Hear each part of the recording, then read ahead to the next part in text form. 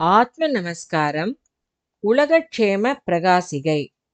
தலைப்பு ஈஸ்வர தத்துவம். துணை தலைப்பு தசேந்திரியங்கள். கர்மேந்திரியங்கள் ஐந்தும் ஞானேந்திரியங்கள் ஐந்தும் சேர்ந்து தசேந்திரியங்கள் எனப்படும். மேற்சொன்ன பஞ்சேந்திரியங்கள் ஐந்தும் ஞானேந்திரியங்களாகும். ஆனால் மக்கள் வாக்கு, பாணி, பாதம், பாயு, உபஸ்தம் இவை இன்னதென்று அறியாமல் அவை நாக்கு, கைகள், கால்கள், மலத்வாரம், பெண்குறி என தவறாக கருதி வருகின்றனர். கர்மம் என்பது என்னவென்று தெரியாமல் கர்மம் என்பது தொழில், அதாவது வினை என்று எண்ணி மேற்படி பஞ்சேந்திரியங்களும் ஒவ்வொரு தொழிலை செய்வதாக கருதி அவற்றை கர்மேந்திரியங்கள் என்று சொல்லி வருகின்றனர். உண்மையில் கர்மம் என்பது தொழில் அல்ல, அது ஒரு பொருளாகும். கர்த்தா அதாவது எழுவாய், கர்மம் அதாவது செயப்படு பொருள், கிரியை அதாவது பயனிலை என்பதில் கர்த்தா செய்பவனும் கர்மம் செய்பொருளும் கிரியை செயலும் ஆகும். அதாவது எழுவாய் பயனிலை, செயப்படு பொருள் என்பதில் பயனிலை கிரியையும் செயப்படு பொருள் கர்மமும் ஆகும். ஒருவன் இறந்து போகும்போது அவனுடைய கர்மம் அற்று போயிற்று என்று சொல்கிறார்கள். மேலும் கர்மம் செய்தால் மோட்சம் கிடைக்கும் என்றும் சொல்கிறார்கள். அதன் உண்மை பொருள் விளங்காமல் செத்துப்போனவர்களுக்கு பிண்டம் வைத்து கர்மம் செய்தல் என்று சொல்லி செய்து வருகிறார்கள். இதிலிருந்தெல்லாம் பார்க்கும்போது கர்மம் என்பது செயல் அல்லது தொழில் அல்ல, அது ஒரு பொருள் ஆகுமென்று புலப்படும். அந்த பொருள் என்னவென்றால் ஜீவசக்தியான, அதாவது உயிராற்றலான வாயுவாகும். இதுதான் நம்மிடத்தில் உள்ள பொருள். அது தன்னில் புருவ மையத்திலிருந்து உண்டாகிறது.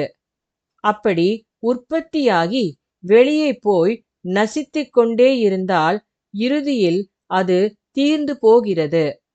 அப்போது அது உற்பத்தியான இடத்திலிருந்து அற்றுப்போக உயிர் இழந்து செத்துப் போகிறோம். இதனால்தான் செத்துப் போகும்போது கர்மம் அற்று போகிறது என்று சொல்கிறார்கள்.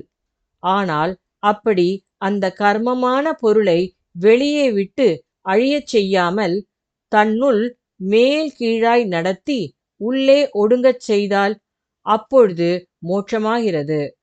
இதற்குத்தான் கர்மம் செய்தால் மோட்சம் கிடைக்கும் என்று சொல்ல காரணம். இதுதான் கர்மயோகம். இதல்லாமல் கர்மம் செய்வது என்றால் பிதிர்பிண்டம் வைத்தல் அல்ல. தன்னிலிருந்துதான் பஞ்சபூதங்கள் உற்பத்தி ஆகின்றன. பஞ்சபூதங்கள் அடங்கினால் மோட்சமாகும். இந்த கர்மமான வாயு சஞ்சரிக்கின்ற 5 வழிகள் உள. அவைதான் மெய், வாய், கண், மூக்கு, செவி. எனவே இவையே கர்மேந்திரியங்கள் ஆகும். ஆனால் உலகோர் கண் முதலான 5 இந்திரியங்களால் பார்த்தல், கேட்டல், நுகர்தல், ருசியறிதல், ஸ்பரிசித்தல் அதாவது தொடு உணர்வு அறிதல் முதலிய ஞானம் உண்டாவதால் இவை ஞானேந்திரியங்கள் ஆகும் என்று சொல்கின்றனர். இது தவறாகும். தசேந்திரியங்கள் ஞானத்திற்கு, அதாவது அறிவுக்கு அதிகாரிகள் அல்ல. ஞானத்திற்கு அதிகாரி மனமாகும். அதாவது பாதம் என்ற சொஸ்தானத்திலிருந்து பரமாத்மாவான விஷ்ணு மன சக்தியாய் 4 கைகள் வழி வெளியே வருவதால் அந்த 4 கைகளையும் அடக்கி அந்தரங்கமாய் கிடக்கின்ற குதம் மார்க்கமாய், அதாவது தன் உள் வழியாய் தன்னுடைய உற்பத்தி ஸ்தானத்தில் கொண்டு போய் சேர்க்கும் பொழுதாகும் ஞானம் உண்டாகிறது. எனவே வாக்கு, பாணி, பாதம், பாயு, உபஸ்தம் என்னும் 5 இந்திரியங்களும் ஞானேந்திரியங்கள் ஆகும். இப்படி கர்மேந்திரியங்களான மெய், வாய், கண், மூக்கு, செவியும், ஞானேந்திரியங்களான வாக்கு, பாணி, பாதம், பாயு, உபஸ்தமும் சேர்ந்தாகும் தசேந்திரியங்கள் எனப்படுவது. ஆத்ம நமஸ்காரம்.